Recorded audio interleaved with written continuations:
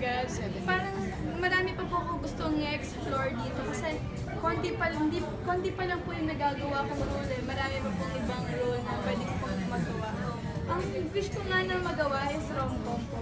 Parang hindi ko bagay ako sa rom-com. Kasi yan nga, romantic comedy lang. Kasi hindi ko bagay din po sa edad ko ngayon. Kasi hindi lahat bigyan niya. Opo, yun nga po sabi ko kanina eh, hindi nga po ako nagpaplano na mag-celebrate ng birthday ko na en grande na roses, ganyan.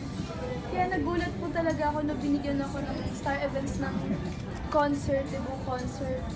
Sobrang saya kasi ang dami-daming artista din dyan na nakikita nilang talented din.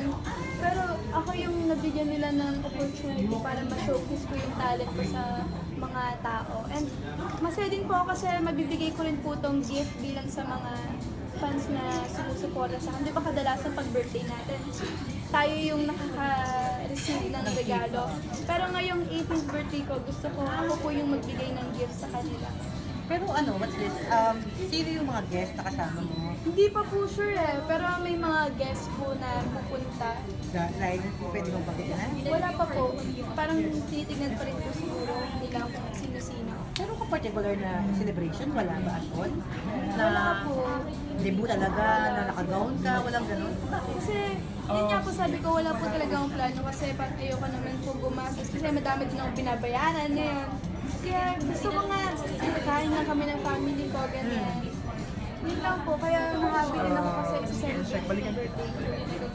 Ang araw ng birthday mo yun? Hindi po, yung concert ko po sa April 29 po. Yung totoong birthday ko po is April 21. So mauuna po yung birthday ko bago po yung So concert. anong balak mo? Wala nakakain na kayo sa labas? Opo, ganyan po. Hindi out of the country, out of town na lang. Tapo kung talagang sinofocus na love life na yun, talagang inuuna ko po talaga kung nasan po. Kasi sayang eh, ang ganda-ganda po ng binibigay sa akin at yung ginagawa po sa akin. Kaya hindi ako pong sayangin or madistract ako.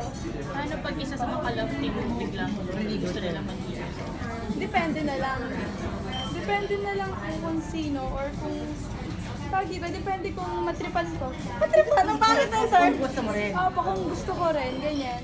So ano yung feeling mo kung binigyan ka ni Jameson ng bouquet ng Ay, Valentine's ay yung mga hashtags na bimigay ng flowers. Sabi, Uy, Jameson, namigay ng flowers sa showtime. Ako walang flowers. Ano to? Love team mo ako, di ba? Inaasar-asar ko lang ako. Tapos siguro to, kinabukasan. Binigyan niya ako ng bulaklak tsaka ng ice cream. Kasi alam niya, may ligaw ko naman ng ice cream. Yung nagulat ako, na-surprise ako na may pag-ganon siya sa Part of ano,